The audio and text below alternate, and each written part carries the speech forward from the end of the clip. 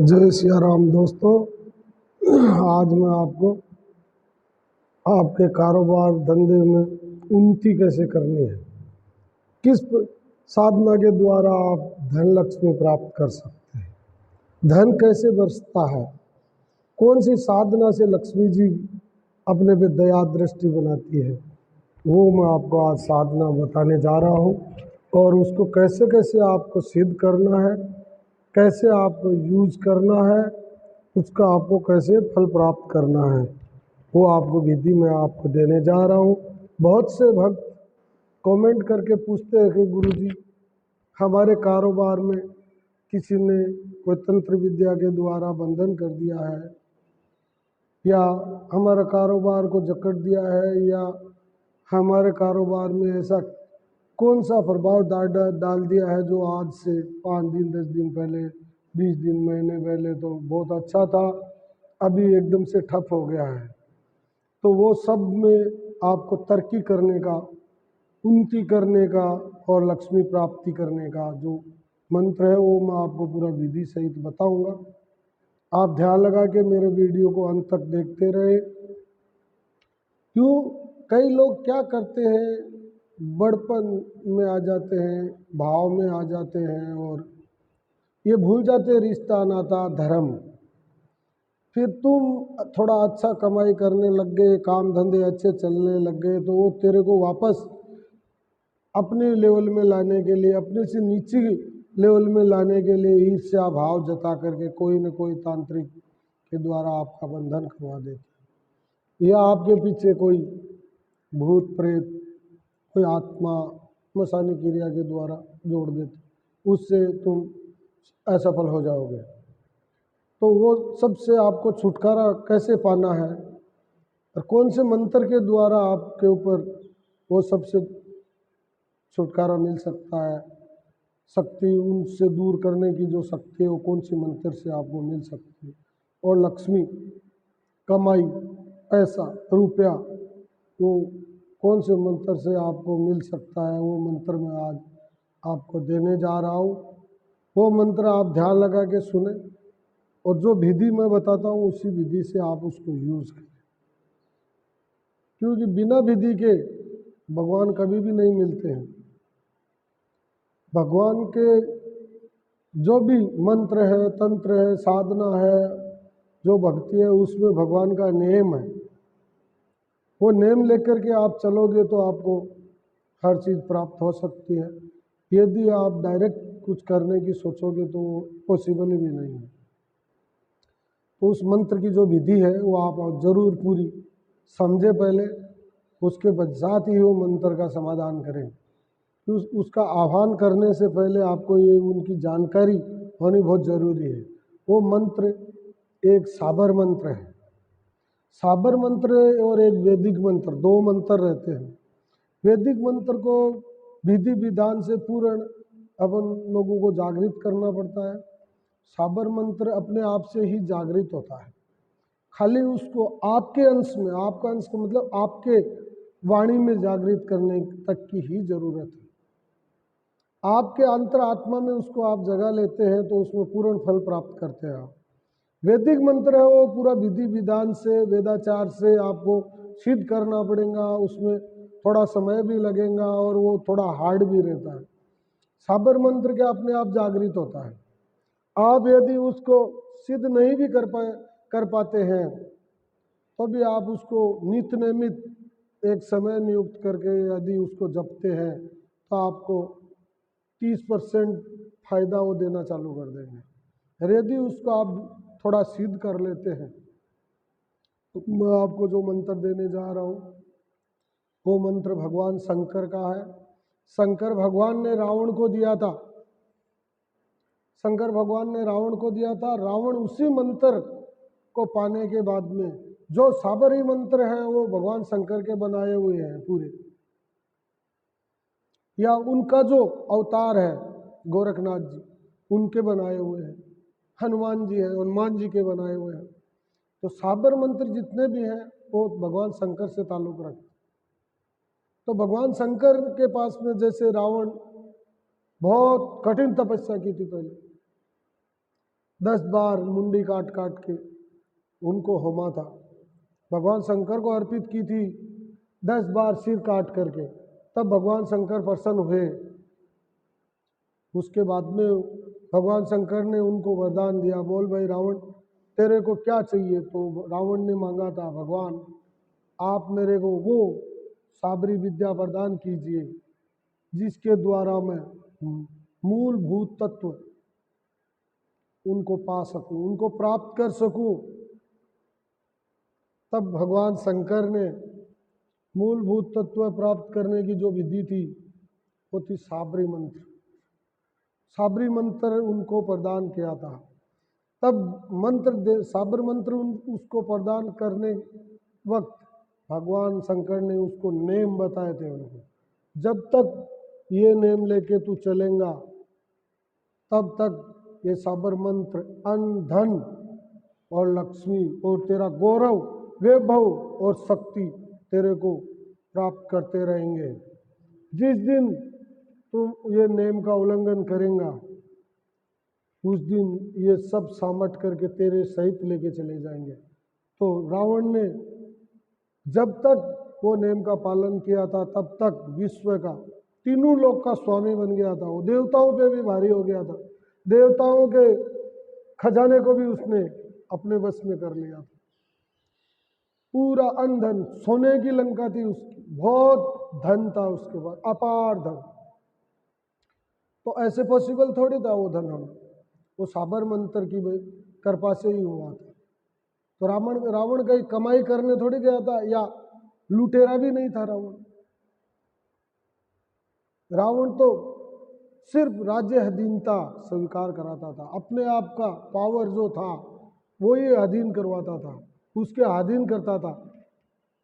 तो उसकी जैसे वही साधना जो भगवान शंकर ने रावण को दी थी, उसी साधना में से एक मंत्र में आपको, जिसको बोलते हैं लक्ष्मी प्राप्ति चिरकाल, चिरकाल यानी सदा के लिए वास करने वाला, स्थान पे विराजमान रहने वाले साबर मंत्र आपको मैं देने जा रहा हूँ। वो मंत्र आप पूरा विधि समझे, पहले विधि समझो भक्तों। मैं आज आपको वो विधि के बारे में बता रहा हूँ। उसका विधि क्या है? सवेरे आपको सुबह ब्रह्म मुहूर्त में ही उठना है और उसका जाप जो मंत्र मैं आपको दूंगा उसका जप जो है वो ब्रह्म मुहूर्त में ही करना है। हर दिन आपको 41 जप उस मंत्र के करने हैं। करना है नहा उठने के बाद में, नहा धो करके पूरा नित्य नैमित कामों से निपट करके एकदम शुद्ध हो जाइए। ब्रह्मचर्य का पूर्ण पालन कीजिएगा जब तक उसको सिद्ध करते हो तब तक। उसके बाद में उतना कोई ब्रह्मचर्य का नियम की पालन रखने की ज़रूरत नहीं है। जब उसको यूज करते हो उस समय 4 घंटे पहले से कम ब्रह्मचर्य होने चाहिए, आत्मा से और शारीरिक दोनों से। तो उसको आप 4 बजे उठ करके नहा धो करके लगभग 4:30 बजे के आसपास आप बैठ जाइए। हर घर में, हर आदमी के घर में, हर परिवार में जो उसमें सामग्री लगने वाली है वो आपके पास एनी टाइम मिलती है घर में। आपको क्या करना है? पीली सरसों जो रहती है, एक कटोरी में पीली सरसों ले ली, थोड़ा कुमकुम ले लेना है, हल्दी 3 गांठ साबुत हल्दी की लेनी है, 3 लौंग साबुत खंडित में हो 3 लौंग ले लेना है, 3 इलायची लेना है। उसमें त्रिलोकी के नाथ का मंत्र है, 3 ही होना चाहिए। ये लेने के पश्चात वो सभी को कुमकुम में एक कटोरी में डाल करके कुमकुम उसमें डालें और उसको पूरा हिलाएं। हिलाने के बाद में आपको क्या करना है? बाजरा, चावल या गेहूँ, तीनों में से कोई भी एक धान लेना है। अन्नदाता, अन्न का दाता, वो लेकर के आपको उसको एक चौकी पे काला कपड़ा बिछाना है, आधा पीला कपड़ा बिछाना है, आधा काला और आधा पीला। वो बिछाने के बाद में वो दोनों कपड़ों की जो सीमा रेखा है बीच की, उसके ऊपर वो धान की एक कुड्डी करना है। कुड्डी के ऊपर वो कटोरी रखना है। कटोरी के काले वाले भाग में उत्तर की दिशा में या दक्षिण की दिशा में रहना चाहिए। आपका मुख पूर्व या पश्चिम रहना चाहिए। वो कटोरी को काला वाला जो भाग है वो पूर्व होना चाहिए या पश्चिम होना चाहिए। पीला पश्चिम रखते हो या पीला पूर्व रखते हो, लेकिन दीपक जो जलेगा वो काले वाले भाग पे पूर्व में भी रख सकते हो और पश्चिम में भी रख सकते हो। दीपक आपको दीपक जलाना है। दीपक में सरसों का तेल नहीं तो तिल्ली का तेल डालना है। वो डालने के बाद में आपको कोई भी बील पत्र के 2-3 पत्ते लाना है। यदि आपके गांव में आसपास में बील पत्र के पत्ते नहीं मिलते हैं तो मदार बोलते हैं अपने आंकड़ा जो रहता है उसको, उसके फूल थोड़े तोड़ के लाना है। वो ला करके आप धोके साफ करके रख ले। उसके बाद में आपको पीपल का पत्ता साथ में लेना है एक, तो पत्ते को धो के रख ले। उसके बाद में आपको कोयला समझते, चूल्हे में से जली हुई लकड़ी का जो कोयला रहता है वो कोयला एक बड़ा देख के ले ले, उसको पास में रख ले। थोड़ा नमक, उसको आप पास में रख ले। कोयले से आपको क्या करना है, आप जहाँ बैठेंगे वहाँ पे चारों ओर उसका एक घेरा बनाना है, उस काली रेखा। उसके अंदर में 3, 1, 2, 3 सामने दोनों बाजुओं की तरफ नमक की थोड़ी थोड़ी ऐसे कुड्डी कर देना है, या साबुत हो तो एक एक डली रख देना है। उसके बाद में वो चौकी के ऊपर दीपक को जलाना है। दीपक जलाने के बाद में पान के पत्ते को दीपक के सामने रखना है। सामने रखने के बाद वो पीपल के पत्ते को उसको रखने के बाद में आपको वो जो कटोरी में आपने पीली सरसों डाली, लौंग डाले 3, इलायची 3 डाली और साबुत हल्दी वो डाली और कुमकुम डाली, वो वाला मिलाया हुआ वो कटोरी जो है वो पीपल के पत्ते पे सामने रखना है। पत्ते के सामने रख के आपको हाथ जोड़ के बैठना है। शरीर को ऐसे थोड़ा खींच के रखना है। पहले आपको गणेश जी महाराज को याद करना है मन ही मन में 41 बार, 51 बार, 108 बार, आप जितना संभव समझे कम से कम 41 बार। उसके बाद में शंकर भगवान के आराध्य देव हैं राम जी, तो रामचंद्र भगवान या विष्णु भगवान के ओम नमो नारायण का भी नाम ले सकते हैं, वो भी आपको 41 बार जपना है। ओम नमः शिवाय का भी आपको जप देना है 41 बार। फिर आपका गुरु यदि है तो गुरु मंत्र का जाप दे सकते हैं, नहीं तो भगवान शंकर को आप गुरु मान करके से आशीर्वाद प्राप्त कर सकते हैं। करने के बाद में आपको अपने मन से अपने इष्ट देव को, कुल देव को याद कर लेना है। फिर अपने माता पिता को याद कर लेना है। उसके पश्चात आपको जो मंत्र है उस मंत्र का आपको जप करना है। जप ज़्यादा फास्ट भी नहीं जपना है, ज़्यादा स्लो भी नहीं रखना है। जैसे मैं बताता हूँ वैसे ही आपको जपना है। मंत्र है शंकर हो संकट के नाशन, शंकर हो संकट के नाशन, विघ्न विनाशन मंगल कारण।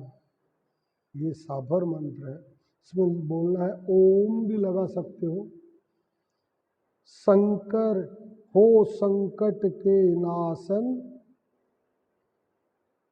शंकर हो संकट के नाशन, विघ्न विनाशन मंगल कारण।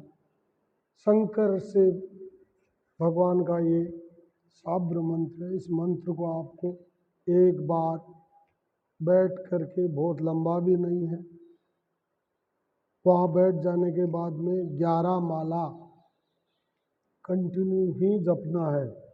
तब तक वो दीपक आपका जो है वो प्रज्वलित रहना चाहिए। और ये मंत्र जब तक आप जपते हो तब तक पूर्ण प्रज्वलित रहना चाहिए। जपते समय में आपको स्थान से उठ के इधर उधर कहीं जाना नहीं है, इधर उधर कहीं भी दूसरी जगह ध्यान नहीं लगाना है। सिर्फ और सिर्फ भगवान शंकर को मन में धारण करके रखना है। उसके पश्चात आपको जब आपका पूर्ण मंत्र माला हो जाता है तो वही पहले गणेश जी महाराज का एक माला 41 जाप 51 जाप आपको फिर से देना है। रामचंद्र भगवान का 41 जाप देना है, शंकर भगवान का 41 जाप देना है, या गुरु मंत्र हो तो उनका भी देना है। फिर आपको इष्ट देव का और कुल देव का भी स्मरण करना है वहाँ पे। वो करते करते आप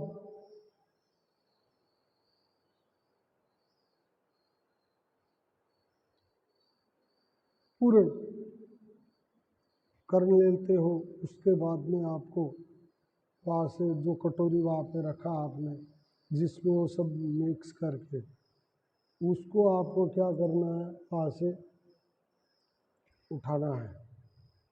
वो उठाने लेने के बाद में हथेली पे ऐसे रखना है, रख करके भगवान शंकर के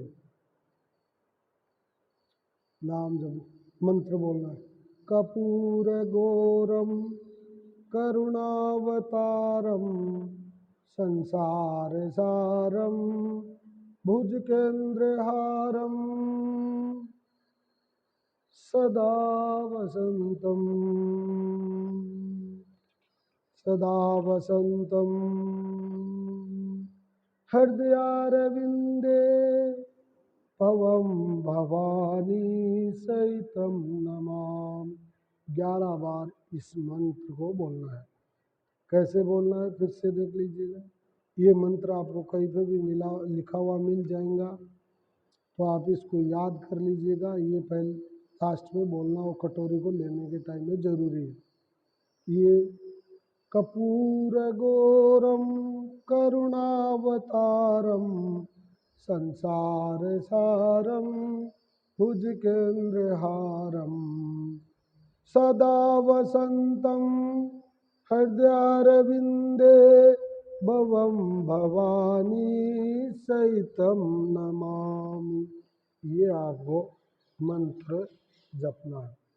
ये जपने के बाद में आपको वो वहाँ से जो आपने धान रखा था उसको कटोरी को पास में रख लेना है और वो पूरा उठाना, पीपल का पत्ता और धान को और ले जा करके कुछ जानवरों को डाल देना है। वो जो पीला और काला जो कपड़ा है उस कपड़े के अंदर वो कटोरी में से वो निकाल लेना है। निकाल करके उसको आप मोले की ऐसे इकट्ठा करके मोले की गांठ मार के नीचे बांध करके उसको आप अपने कारोबार जहाँ पे भी धंधा करते हो, दुकान है, बिजनेस है, कोई भी आपका जो कारोबार है वहाँ ले जा करके उसको आपको गले में रख देना है। हर दिन जो मैंने आपको मंत्र दिया है उसका हर दिन आपको उस मंत्र का जप करना है। जो मंत्र मैंने आपको दिया शंकर भगवान का, उस मंत्र को आपको हर दिन जब दुकान में जाते हो या काम पे जाते हो, जब आपके बिजनेस में आप जाते हो, जा कर के जब वहाँ पे दीपक अगरबत्ती आप जो पूजा करते हो, उस पूजा करने के टाइम में आपको उस मंत्र को 3 बार बोलना है। ये त्रिलोकीनाथ का मंत्र, तो आपको 3 बार मन ही मन में उस मंत्र का हाथ जोड़ करके दीपक लगाने के बाद में वहाँ पे बोलना है। ये मंत्र फिर से मैं आपको बता देता हूँ। शंकर हो संकट के नाशन, विघ्न विनाशन मंगल कारण, शंकर हो संकट के नाशन, विघ्न विनाशन मंगल कारण। ये मंत्र को आपको 3 बार अवश्य बोलना है। ये बोलने के पश्चात आपको सबसे पहले आप जहाँ विराजमान होते हैं और जो गला आपने पैसे वैसे रखने के लिए जो गला स्थान बनाया हुआ है उसको खोलें। खोल करके आपको शंकर भगवान को याद करना है और उनको ये कहना है, हे भगवान शंकर, मेरा जो भी संकट है उसका विनाश करो और मंगल करो। मेरे यहाँ लक्ष्मी का वास करो, मेरे कारोबार को उन्नति प्रदान करो। ये कह करके आपको वो गले पे ऐसे एक बार ताली मारना है। ऐसे ताली बजा करके फिर आपको हाथ जोड़ना है। हाथ जोड़ करके वो लक्ष्मी माता को मन में याद करना है। लक्ष्मी माता को याद करके गले को ऐसे प्रणाम करना है। प्रणाम करने के बाद में ऐसे 3 बार हाथ को ऐसे करना है। ऐसे करके जोर से सांस खींचना है और ऐसे मुंह पे शरीर पे ऐसे घुमाना है आपको, ताकि आपका जो है भगवान शंकर की कृपा से, माता लक्ष्मी की कृपा से शरीर पूर्ण शुद्ध हो जाए।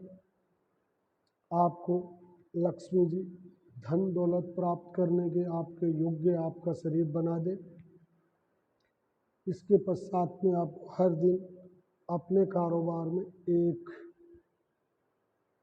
गुड़ रहता, एक डली कम से कम, गुड़ की एक डली छोटी हो बड़ी हो उससे कोई ये नहीं, वो आपको लेना है। उसमें से थोड़ा टुकड़ा तोड़ के गणेश जी को चढ़ाना है याद करके। फिर वो गुड़ की डली जो है बाहर लेके जाए, ले जा करके जो गाय रहती है जिसको थूई रहती है कंधे पर, अमेरिकन नहीं होनी चाहिए, देसी गाय होनी चाहिए, उस गाय को खिलाना है।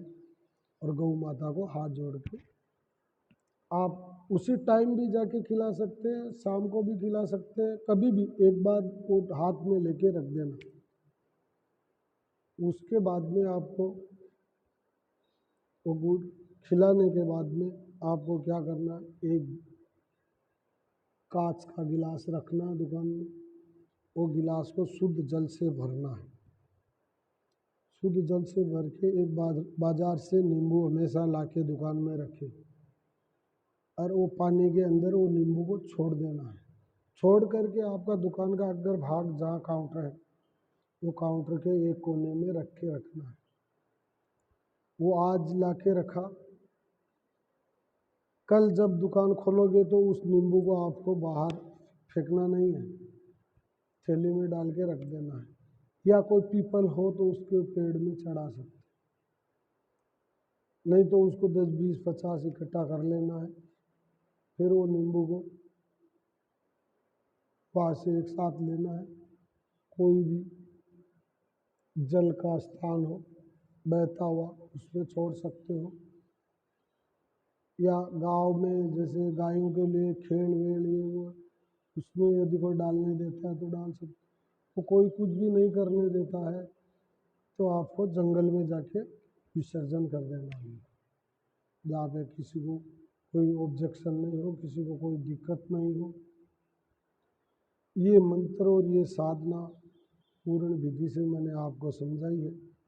इसको ईर्ष्या भाव रख के आप ना करें, अपने पूर्ण धर्म नीति का पालन करते हुए इसको करें और किसी के बदला लेने की भावना, ईर्ष्या से उसको पीड़ा देने की भावना से नहीं करें, नहीं तो आपको इसका कोई फल नहीं मिलेगा। दूसरी पूरी जो विधि मैंने बताई उसी हिसाब से आप करें। और आपको यदि ये नहीं समझ में आया है तो मेरे को आप कॉल करके फिर से पूछ सकते हैं इसमें क्या करना है क्या नहीं करना है। वैसे तो बहुत ज़्यादा इसमें कोई ये विधि विधान है नहीं, थोड़ा सिद्ध करने की ज़रूरत ही है। फिर आप कर सकते हैं, अति प्रचंड मंत्र है ये। यदि सिद्ध आपका सही विधि से हो गया मंथन से, तो आपको लक्ष्मी प्राप्त, पैसे, आपका कारोबार को तुरंत 5, 7, 10 दिन, 11 दिन के अंदर फास्ट कर देगा। आपके यहाँ धन आने की शुरुआत 5-10 दिन में ही हो जाएंगी। क्योंकि ये मंत्र साब्र मंत्र है, वो एक तीव्र गति का मंत्र है, ये हमेशा फास्ट रहता है। रावण ने जब लिया था तो ये लेने के पश्चात कुबेर का जो खजाना था, तो ये मंत्र सिद्ध करते ही रावण ने पहले, सबसे पहले कुबेर के खजाने पे आह्वान किया था। कुबेर का जो खजाना था उस पर आना चालू हो गया। और पुष्पक विमान कुबेर का ही था, जो रावण पुष्पक विमान से चलता था तो वो भी कुबेर का ही था। दूसरी बार जब उसने इसको आह्वान किया था तो पुष्पक विमान के लिए किया था, तो वो पुष्पक विमान भी रावण के अंदर अधीन हो गया था। लेकिन उसने तो क्या है, बहुत बड़ी भक्ति जगाई थी, इसलिए उस पर दुष्परिणाम नहीं हुए थे। और भगवान शंकर का डायरेक्ट उस पर आशीर्वाद था, क्योंकि वो बहुत बड़ा भक्त था भगवान शंकर का।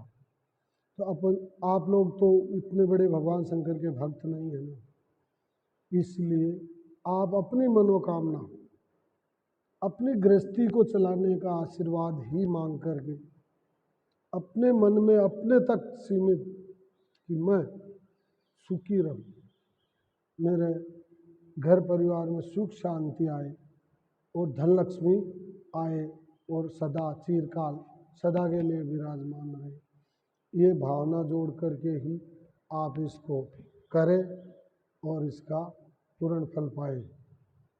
जय भोलेनाथ बाबा की जय, सिया राम भक्तों जय।